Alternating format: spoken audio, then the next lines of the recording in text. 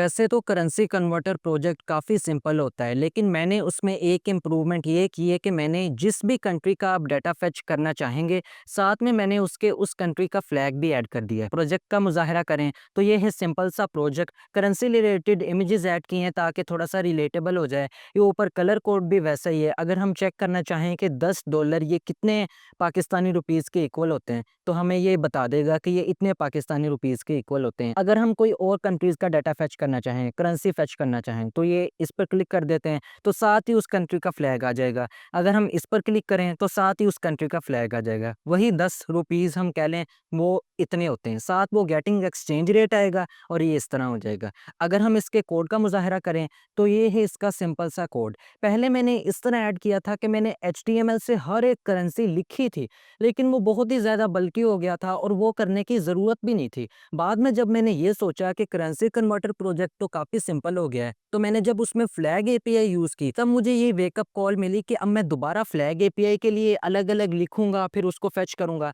तो मैंने ये किया कि मैंने करेंसीज़ नाम का एक ऑब्जेक्ट बनाया और उसके अंदर सब करेंसीज़ के मैंने ऑब्जेक्ट के फॉर्म में डाटा स्टोर कर लिया कि अगर फ्लैग एपीआई को इस चीज़ की ज़रूरत है, तो उसको वो चीज़ भेज देंगे। अगर करेंसी कन्वर्टर एपीआई है, उसको ये चीज़ की ज़रूरत है, तो उसको वो भेज देंगे। ऑफ कोर्स ये मैंने खुद बैठ के नहीं बनाई करेंसीज़ की सारी इतनी बड़ी ऑब्जेक्ट। मैंने चैट जीपीटी को कह दिया कि मुझे इस तरह आप डाटा बना के दे दें, तो उसने बना के दे दिया 196 या 194 जितनी भी कंट्रीज़ है सबका। ये इस तरह है कि ये करेंसी कोड है, ये कंट्री का नेम है और ये कंट्री कोड है। कंट्री कोड क्यों है? क्योंकि कंट्री कोड फ्लैग एपीआई के लिए, करेंसी कोड जो है वो करेंसी कन्वर्टर एपीआई के लिए और नेम मैंने वैसे डिस्प्ले करवा दिया, वो अच्छा यूज़र एक्सपीरियंस होता है। ये एपीआई इस तरह काम करती है कि इसमें सिर्फ आपको ये बताना पड़ता है कि हमें इस करेंसी का डाटा चाहिए। मतलब अगर हमने यूएस डॉलर से पीकेआर में कन्वर्ट करना है, तो हम यूएस डॉलर का डाटा मंगवा लेंगे।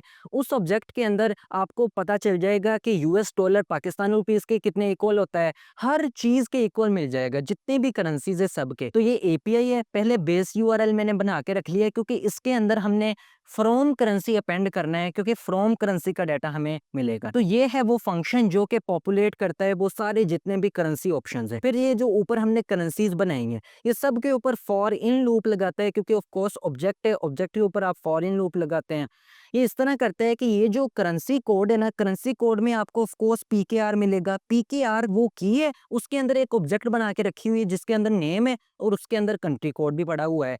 तो ये आपको इधर ऑब्जेक्ट मिल गई, उस ऑब्जेक्ट को आपने एज अ की बना लिया ताकि हमें करेंसीज में नेम भी मिल जाए और करेंसीज में हमें कंट्री कोड भी मिल जाए, और ये वो ऑफ कोर्स करेंसी कोड पता चल गया। ये इधर थोड़ा सा कंफ्यूजन वाली बात है कि करेंसी कोड और कंट्री कोड ये डिफरेंट होते हैं। जिस तरह पीके ये पाकिस्तान का कंट्री कोड है, लेकिन पीकेआर ये हमारा करेंसी कोड है। तो ये फ्रॉम सेलेक्ट में हमने इस तरह अपेंड करवा दिए, ये सिंपल सी डोम मैनिपुलेशन है। उसके नीचे ये टू के लिए भी हमने वही किया है, फिर नीचे उस फंक्शन को कॉल भी कर लिया है। आगे हमने फ्रॉम सेलेक्ट पर ऐड इवेंट लिसनर ऐड कर दिया है। अगर कोई उधर से कोई चीज सेलेक्ट करे, हमें पता भी तो चलना चाहिए, तो इधर हमें पता चल जाएगा उसने कौन सा सेलेक्ट कर लिया है। फिर उस सेलेक्टेड ऑप्शन के अंदर हमने एक एट्रीब्यूट सेट किया हुआ है जो कि हमें कंट्री कोड फराहम करता है ताकि हम फ्लैग एपीआई को वो डाटा सेंड कर सकें। उस सेलेक्टेड ऑप्शन से हम कंट्री कोड गेट कर लेते हैं और उसको एपीआई में flagapi.com वहां पे सेंड कर देते हैं। ये टू सेलेक्ट भी उसी तरह ही है झंडा गेट करने के लिए। नीचे असल काम शुरू होता है करेंसी कन्वर्जन का। फिर अमाउंट वैल्यू में आपने जो इनपुट वैल्यू है उधर अमाउंट वैल्यू में स्टोर करवा दी।